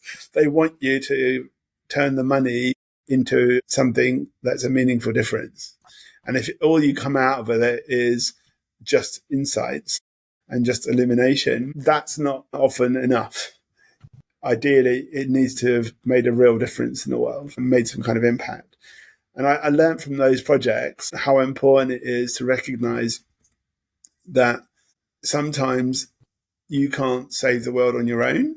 You need to work with other people. And sometimes you might think, I need a certain amount of money to get certain things done. Actually, if you work through other channels, you don't even need to worry about generating money. The money can be given to you. And providing you work in a state of collaboration with others towards that higher common goal beyond yourself, often the resources turn up and they're not yours. They don't belong to you, but you get to use them. You get given $1 million here, you get 3 million there, and together with other people, you illuminate a situation and you make a difference as a consequence, with the right kind of technologies and interventions and so on. And that's what I was doing. And when you're working with a €1 million project, which is what my first project was as soon as I joined the university, it had been suspended because people had failed to make impact with it. They got the illumination bit, but they didn't know how to turn the illumination and change the energy into something that was actual, quantifiable, tangible trends for the future that the EU could invest money towards, right? And I spoke to the research director and said, oh, I've created a platform which does that. My platform, which is designed for coaching, was meant to illuminate people about their potential and then show them how they needed to change things in order to realize that potential. I said, maybe we can apply the same algorithms to this.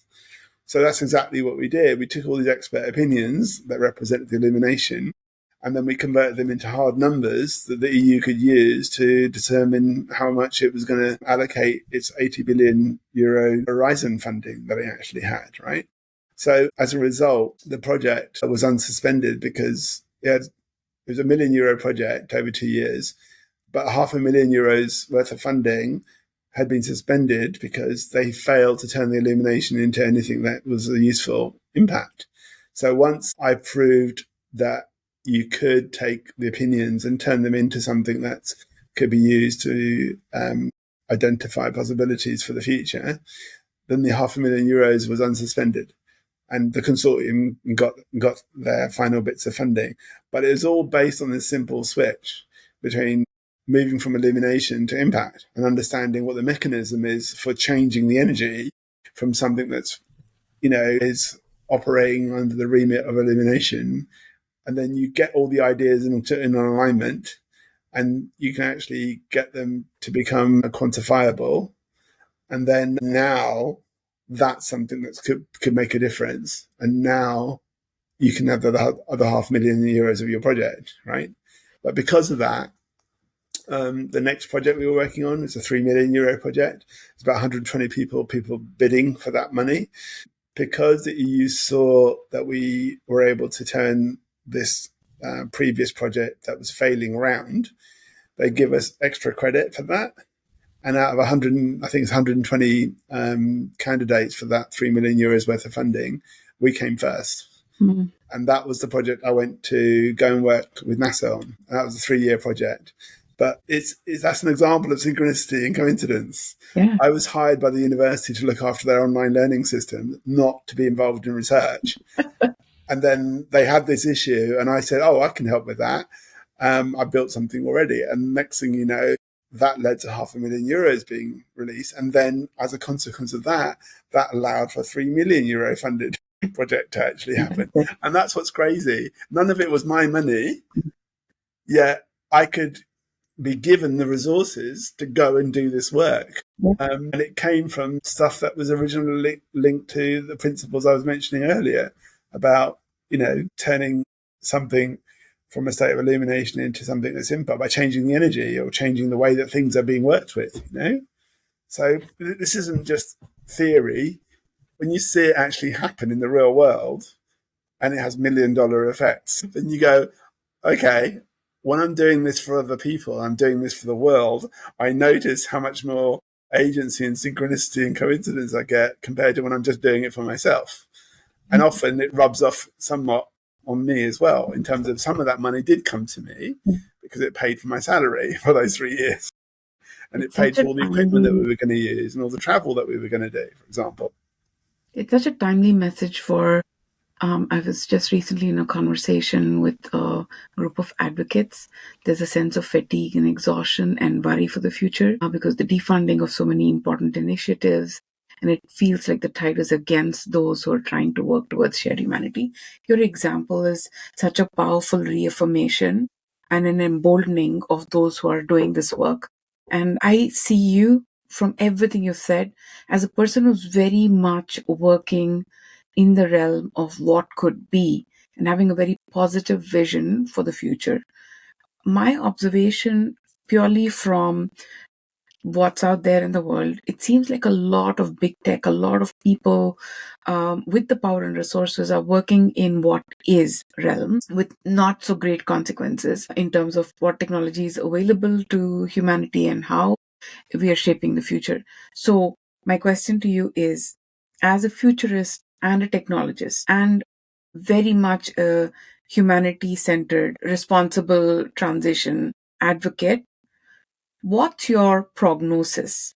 Do you feel there is greater potential and greater number of people migrating to your realm of operating on what could be shaping a more synchronous future where everyone's tapped into their shared humanity and working towards the greater good, knowing that it's going to benefit everybody, individuals and the collective? Or what's your prognosis? Do you feel like we're going closer to a more positive future? I do take a bit of a Star Trek view of this, which is I can see a future where our concerns are no longer concerns to do with issues on this planet. They're to do with concerns beyond this planet. Mm-hmm. And I do recognize from an astronomy perspective that we are technically on a spaceship, that's moving through the galaxy, and it's got life support systems that we need to look after in order for us to continue our journey. And I've had to say to people, if you look up at that part of the sky over there, that's where the solar system has traveled from. The sun, the earth, everything. It's been going around the galaxy, and that bunch of stars up there is where we've come from. That's where we've traveled from. And then I point to another part of the sky and I say, is that bunch of stars over there? That's the place in the galaxy that we're heading towards. So here's something to understand. You were born up there amongst those stars, and you're going to die up there amongst those stars. And when people recognize, yes, you're on this planet, but actually you're moving around the galaxy, and so when you were born, you were actually in a different location in the galaxy. And when you die, you're going to be in a different location in the galaxy. Yeah. And this is the truth. And I actually give them the maths. And I said, look, if the solar system is moving around the galaxy at so many miles a second, in a year, it travels the equivalent of the distance between the sun and where Pluto is. It's about 4 billion kilometers. That's how far it travels in 1 year. So obviously in 10 years, it travels 40 billion kilometers, and in 20 years, it travels 80. So when you're 20 years old, you're actually 80 billion kilometers away from the place of birth in the galaxy where you came into existence. Your actual real birthplace is 80 billion kilometers away somewhere else in the galaxy. Fantastic. And when you register that truth, you start to have a different perception of yourself. If we take that and look at what we're doing with technology and how industry is developing, I do look at it and go, what can we do in terms of our potential? And this goes back to the beginning that we were talking about, whereas you look at what the potential of an individual is and what they could achieve. Wouldn't it be great to have technology to identify that and realize that? The next level up is to go, all right, well, that individual's connected into their potential. They're conscious of how much they have and what they can do, and they're on their journey to realizing it. Now let's scale up. Okay, in an organization, let's see how a team can discover its potential and how it could realize it, how the organization or the business or the industry could realize its potential and realize it. And then take it a planetary-wide level, humanity. What's humanity's potential? Where could it go? And can we use technology to identify that potential and actually then fund it and go and realize it? This is what I was doing with the EU, really. We were trying to predict the future and then identify where people would need support in the future and make sure the money was there to facilitate that. And again, we were doing that just at a European scale, right? But let's expand that to a global scale and then go, all right, well, how do we identify the potential of humanity? Yeah. Right? As a species, Yeah. as a life form on this particular spaceship. Yeah. And then how do we not just discover what that potential is, but how do we then realize it? It's going to require some very innovative technologies that are very different from any technologies that exist currently. Yes. To help us How build the close are radar we for to these it, things. Jess? Right? How close are we to technology not merely amplifying what exists, but helping us get where we are not yet ourselves capable of getting to? This sort of synchronous, fully in touch with the shared humanity, a fully awakened consciousness and compassion. So, how close are we to having technology that can actually intuit and find that center of gravity, as you called it, that resonance and relevance in a It positive relies on manner? one principle. When I first started studying astronomy and astrophysics, one of the first things I learned was when you look at the universe, all the things that you see, they're about 1% of what there is. Mm, And they call the stuff that you can't see, they call that dark matter that's or right. dark energy, right? And Most of the universe is dark matter, isn't it? yeah, so 99% or 95%, at a smaller level of the universe is invisible to us because it's in the form of this dark matter or this dark energy, Unknown. right? Now, I've had to say to people, look, when you go and look in the mirror in the morning, I want you to accept that. I want you to accept that what you're looking at is 1 to 5% of who you are, right? 99%, 95% of who you are is not visible to you, but it's there. It's in you, it pervades you, and it's there, but you're not in touch with it. And I asked the question, I said, well, what would it be like for you to have access to the other 99% of you? If you're 1%, that thing you're looking at in the mirror, you, is 1% of you, then what would it be like to have access to 100 times that?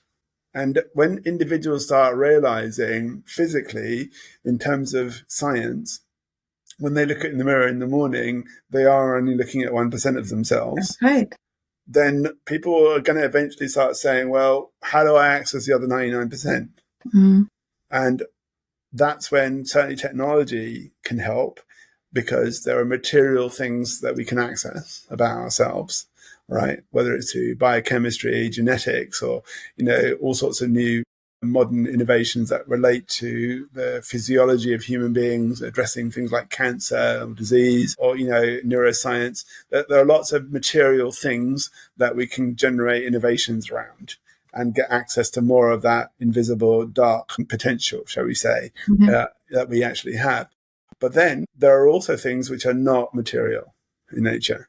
You can't stick a scientific instrument on somebody's arm and say, oh, you've got, 20% love in you today compared to what you could have. There are some things you I can't believe we're getting closer measure to through assessing that as material well. instruments. Yeah. I You can believe we're only getting measure closer. through instruments that are not material and Mm. that are maybe composed of consciousness. Maybe they're composed of empathy. Maybe they're composed of compassion. I said a long time ago that in order for you to detect something, you typically need to use something that's made up of the same stuff, right? So if you want to measure something material, you typically use a material instrument. If you want to measure something non-material, you typically have to use something itself that is non-material in nature. So if you want to detect love in somebody, you need to use the love you have inside of you as an instrument, right? And if someone's cold and they're not loving you, or they're not capable of demonstrating love, then if they're absent of that stuff, then they probably won't be able to detect it or measure it in somebody else. They'll be numb to it, because they just don't have the instrument. They don't have the stuff that's made up of the same stuff in other people, right? So I think the future very much depends on us building a bridge between our non-material access to our potential and our material access to our potential. And this is where AI can help, and technologies like AI, because it can read between the lines. And the platform I built, that's the principle and premise that it had. It was linked to this idea of dark matter and dark energy. How do we discover where this stuff is? In astronomy, if you want to discover dark matter and dark energy in the universe, we know that it has a gravitational influence on things. All right. So you look for areas where there doesn't seem to be anything, but neighboring things seem to be influenced in terms of some gravitational pull or something like that. And that's how you identify it. There's some stuff there that we should go look for, right? There's an inference that comes from the force of gravity and how it acts in the neighborhood of something. And I thought, I wonder if it can do that with human beings.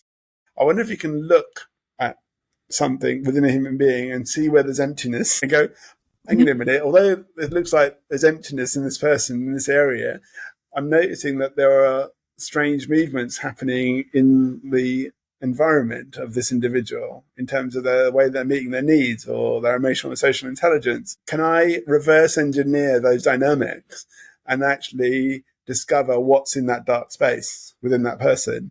So code that I wrote, almost 20 odd years ago, its aim was to do that. And what it did was very simple. It asked the person to rate how well they were meeting their needs through their emotional and social intelligence, to score themselves on a score of 0 to 10. And I laid out those scores in a grid. Those numbers represent a surface picture of someone. It's just showing what's visible as opposed to what's invisible. All right.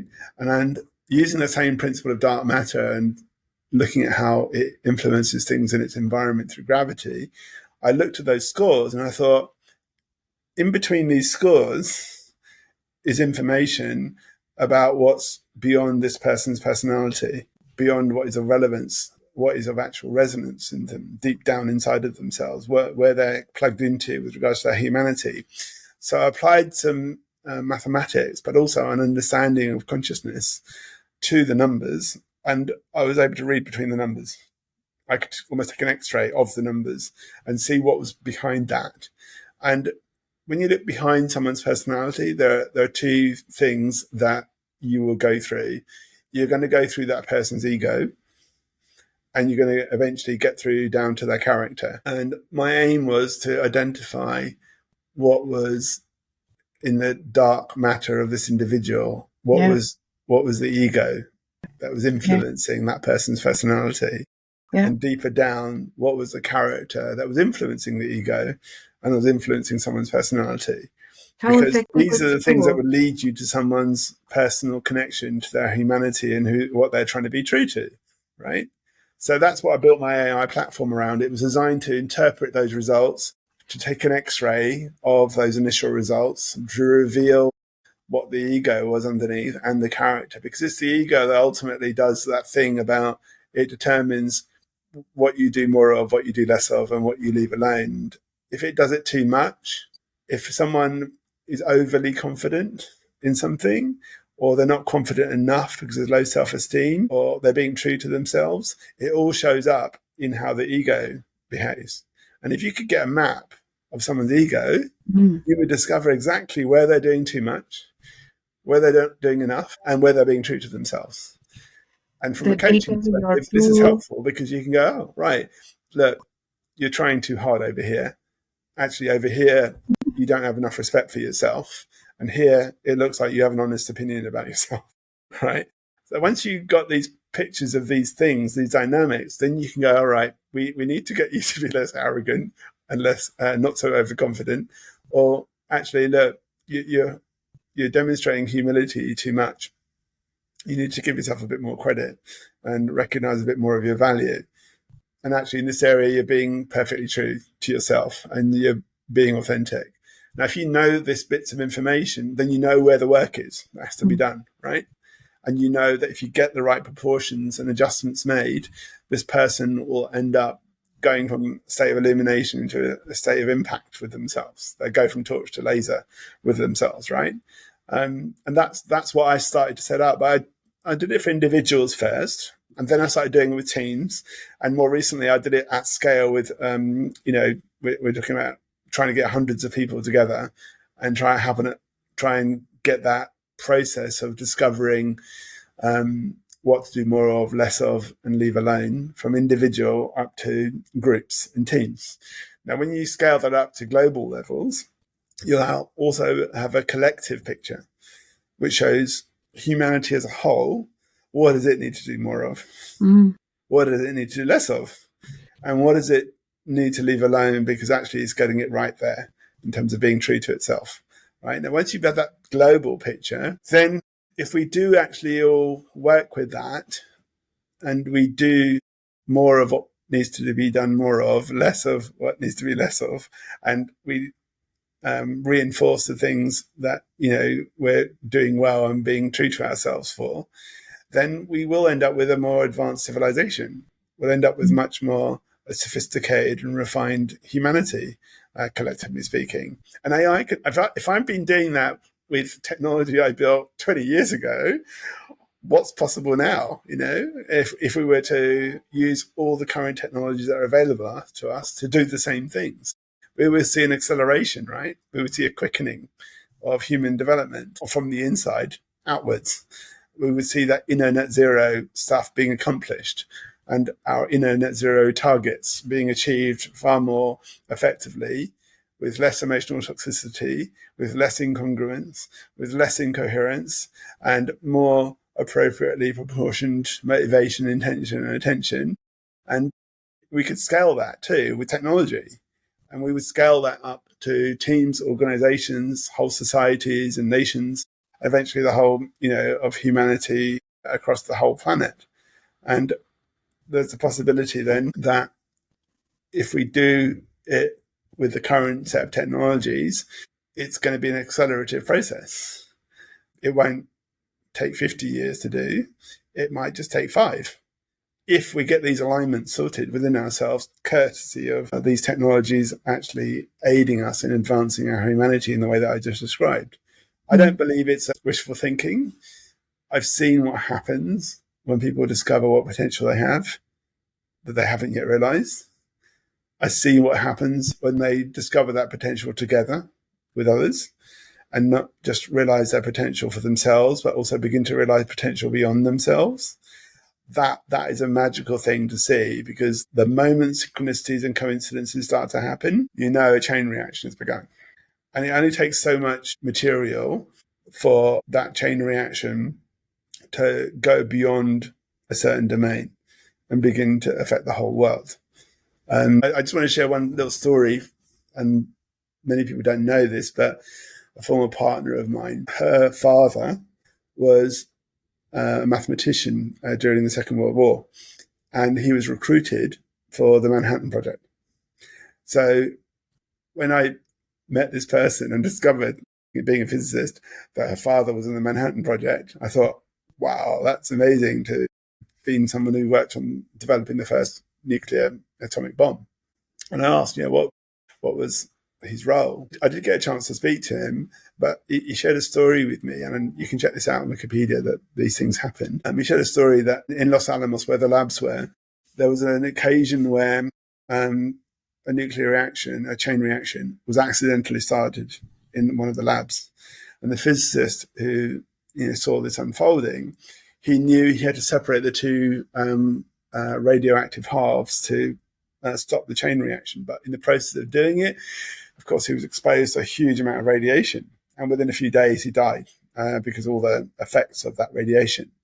But it also happened after the Second World War too. But the lessons were learned with this, that when the chain reaction is still within the shell or the casing of the bomb, it's within a certain radius, if you like, of where it started, it can be controlled. But as soon as the chain reaction goes beyond that radius, beyond the shell of the bomb, you can't control it anymore. All you can do is you have to move from control to collaboration. All you can do now is collaborate with the consequences. What's going to happen, right? If you try and control it when actually you should have been stepping back and trying to collaborate with the consequences, you're going to be exposed to all that radiation and it's going to kill you. And I noticed with what we're talking about, we need to start chain reaction, and when it reaches a certain scale, it can't be controlled anymore. People will only have the choice to collaborate with it. It doesn't matter whether you're a prime minister or a tech bro, you're just going to have to collaborate with it. Then if you try and control it, you're going to get burnt in the process of trying to do that. So this is where we're at right now. There's a physics to that chain reaction. It extends right back to transcendental meditation kind of dynamics that first came from India, where people said, I think square root of 1% of the population is all you needed to get into the same state of consciousness in order to affect the whole of that population. And I figured out that if you're just working with people whose intentions aren't aligned, but they're all in a state of meditation, yes, it takes a square root of 1% of the population to affect that population and influence its consciousness, right? But if you can use AI to discover people whose intentions are aligned and mindsets are aligned and bring them together, then you don't need the square root of 1% of the population. You can actually work with the square root of that. So, for example, if you have 1 million people, a square root of that is 1,000, right? And they were saying that it was the square root of 1% of the population, right? So if you look at 1 million and look at what 1% is, then that's about 10,000, right? And the square root of that is about 100, right?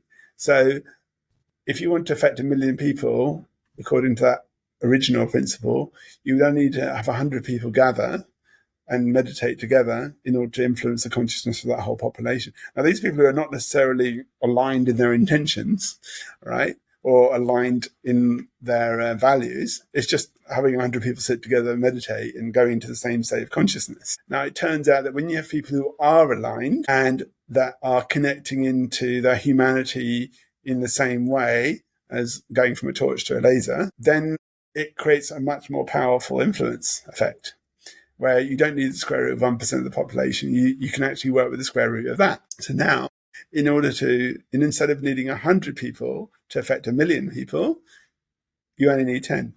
And if you only need 10 people who are in the right state of consciousness or shared state of consciousness, and that they are also aligned in terms of their intentions and motivation and attention, that's that movement from illumination into impact, from torch to laser. It's much, much more powerful in terms of its influence. It's a bit like a planet condensing into itself and forming a black hole and suddenly having a massive influential effect gravitationally on the environment around it and sucking things into it.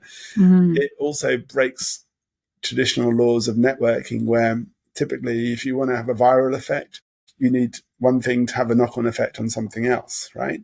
But with these things, you have something which goes beyond degrees of freedom and degrees of connection. Normally, everybody says there's 6 degrees of separation between people anywhere in the world, right? But what if you had something that was a field that didn't require neighbor-to-neighbor connections or communications, and it could arc over those things?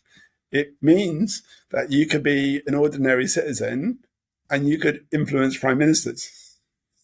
You could do that without having to go through all the people in between. So if that's possible, and AI or similar technologies can help us discover the right people to bring forward into the same space, into the same moment, then even just those people being in the same room without even having a conversation is setting up a consciousness field which could start to influence people remotely without those people having even carried out a single action. It's just like a magnet. You put it in a place and there's something else in its neighbor that's maybe metallic or another magnet. If it's strong enough, it'll just pull things in towards it. It's just the physics of it, right? So we can do this in the future.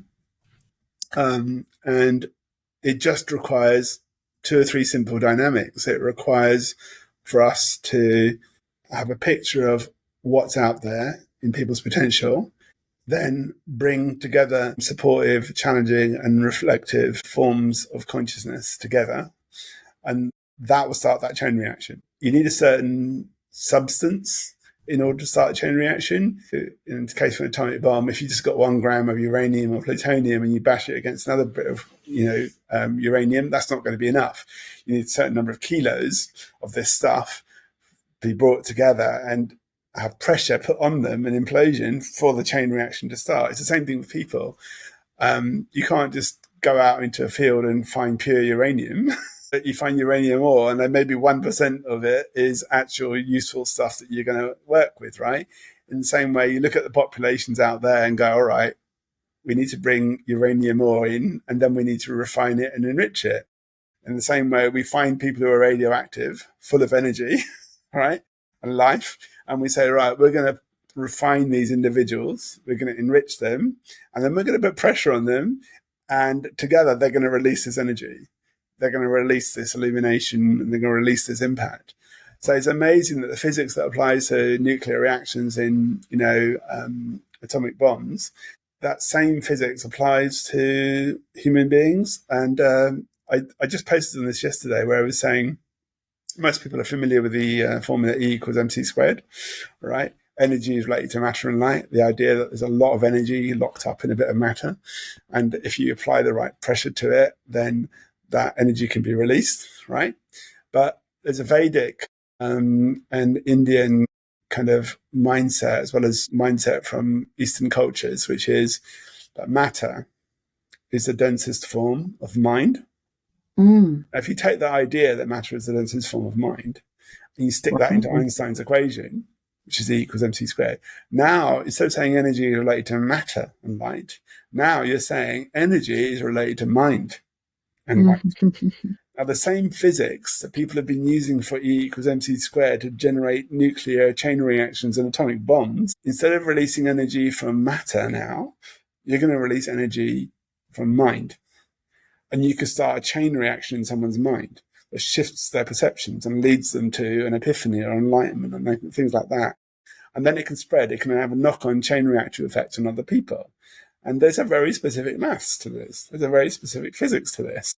We're applying exactly the same physics that people have been using to develop nuclear energy, but we've just said that term, matter, let's consider that to be actually mind, densest form of mind. We're taking the Eastern perspective of matter, right, and sticking that into that equation. This means we could see chain reactions in terms of people's perceptions. We could see shifts of enlightenment spread between people, and it will have a certain radius, it'll have a certain effect on the population. And if technology generated nuclear reactions and ended the Second World War, what if we use the same technology to not generate destruction, but generate shifts in people's minds and release energy from people's minds and their perceptions? It's possible. It's exactly the same physics, but people in India and China and other places like that, they've been working with that physics for thousands of years. They know how to release energy from their minds, whether it's in yoga, whether it's in Tai Chi or Qigong. They've been doing it for thousands of years. And it's only recently, in the last 100 years, that people in the West have begun to understand how to release energy from matter. But people from the East and indigenous cultures, they've been doing it for generations. They know how energy is locked up in us and how it can be released. And it just requires a specific intention. It requires specific attention. It requires a specific motivation. And if you get them just right, you go into that laser state and you'll start, this chain reaction alters your own perception of the universe, but it's also something which spreads beyond you. And it has a knock-on effect on anybody in your vicinity who's connected into your own consciousness, right? It has that influence, and it doesn't require social media, to have that kind of effect. It's just about you being in a specific state of grace and holding it. And then if it's intense enough, it pulls in people who are resonant with that and that are aligned with that. And that will happen. And it doesn't require any resources, any power, any money. It just requires for you to hold that space. That's all it takes.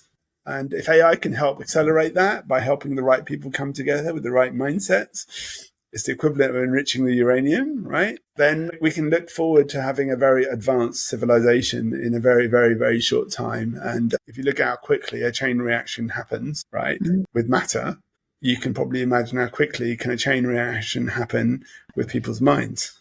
Yeah. And again, it's not philosophy. It's right there. It just requires people to apply the appropriate science or spirituality. In those situations, science becomes indistinguishable from spirituality and vice versa. That's why I guess I am the way I am. I've never looked at things just from a scientific perspective, because when you go deep enough, you start to discover spiritual experiences and mechanisms, if you will. And it's the same thing with spirituality. If you go deep enough, you begin to discover science behind the nature of reality and the way the universe is. So coaching and mentoring can facilitate that journey. It can help enrich people and start that chain reaction. And AI can accelerate the process of us being able to do that. Powerful. Today's conversation was just such a beautiful, powerful, unforgettable mix of metaphysics and technology and spirituality and philosophy. And it's amazing to me, this fascinating mind of yours and how it all works to make the futurist that you are like me, there are going to be many others who just can't get enough of what you have to say. If people want to engage with you, Jazz, how can they? Where's the best place to find? Where do you like to hang out? And how can they engage with you? Well, the best place is to go to LinkedIn. I used to spend a lot of time on Facebook, and some of my most profound thoughts historically, if you look through my Facebook feed over the years, they are recorded in Facebook. However, in the last couple of years, I've gone beyond sharing things from a place that's personal to a place where I know that difference needs to be made through business and through industry and through politics. So in the last 2 or 3 years, you'll notice on LinkedIn, a lot of my posts are related to that work, the work that I do with the technology advisory body for the UK government and the trade body for technology industries in the UK that relates to policy around digital inclusion and even AI literacy, but genuine, upskilling of people in the UK in workplaces, but also for society. There's a lot of work that I do in that regard. There's obviously the things to do with coaching and mentoring. I do the research lead for European Mentoring Coaching Council, so I do that. But a lot of the work now is about extending that chain reaction beyond myself out into the corridors of power, and I would say the invisible corridors of empowerment. People talk about corridors of power all the time, but how many people talk about the invisible corridors of empowerment? Love it. That's where I'm focused now, because that's where the work is that needs to be done on cultivating humanity within ourselves and between ourselves. Because if we do advance it in the way that I was described, in a collective, influential way, then that chain reaction, once it starts, it will reach a point where it can't be controlled by anybody. And as a species, as a collective, group of beings, all we can do is collaborate with what unfolds. I'm quite happy for the universe to take over control in that situation. So, yeah, if you're interested in taking something that is an intention within you and you want to turn it into something that has an impact outside of you and beyond you, then that's the area that I'm working on. And the channel, the medium through which it's being done is our humanity, our individual and shared humanity. That's where I'm at. I did share with somebody recently this idea, and I said, look, if you believe in this, then we probably need to be working together. And what I said was, it's taken from that principle of mindfulness from the East, which I started practicing in about 1990s and started teaching other people. And I said, look, the Western interpretation of mindfulness often is linked to the idea of living in the moment. And I said, the reality is that it was never about that. It was never about living in the moment. It was always about the moment living in you and living through you. And when you are open to receive what the moment has got to give you, then you will probably feel really alive. And an outcome, a belief that came out of that was this, that I genuinely believe that each moment has accompanying it all the resources that you need to complete that moment. And when you start believing that, each moment has within it and around it all the resources you need to fulfill it, that's when you start looking at the things where you're saying, well, there's something missing, or you're looking for something that's not there. You're looking for things that have got nothing to do with the moment. So you need to stop doing that and look and get present to what is with you in the moment, and realize by fully taking advantage of those resources that are with you, you will complete that moment and you will fulfill it. And once you have a breadcrumb trail of completed moments in your life, you won't have a life which is incomplete. You'll have a life that is complete. And all you did was you allowed the moment to live through you, and you took advantage of all the resources that the moment had in order for you to complete it. And for me, that's the most sophisticated form of coaching there is, where you just get present to the moment and you become conscious of all the resources that are lying around it and go, all right, if I join these resources up, I get to complete this moment and move on to the next one. And I've got a fulfilled moment. And the more fulfilled moments I have, the more fulfilled life I'll have. So it's not a complicated process. It's just a simple belief which says, in this moment is everything you need to complete the moment. And if you're conscious and aware enough, you can discover what those things are. You will fulfill the moment and the moment will fulfill you. Now, if you believe that, if you're someone who deep down in your bones knows and feels that's the way the universe works, by all means, get in touch with me and I'm sure we can have a longer conversation and maybe even collaborate on making the world a more fulfilled place. Oh, fantastic. Jazz, my mind is buzzing. I have so many things to look at. The metaphors, the brilliant wizardry you have with words, such a deep way of thinking that's also future focused. Thank you so much for our conversation today.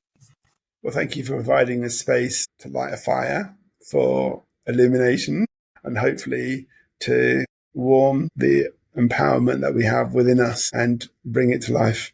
Thank you, Jazz. As we wrap up today's discussion on the human conversation on leadership and ethics, it's clear that integrity and ethics are the cornerstone of leadership.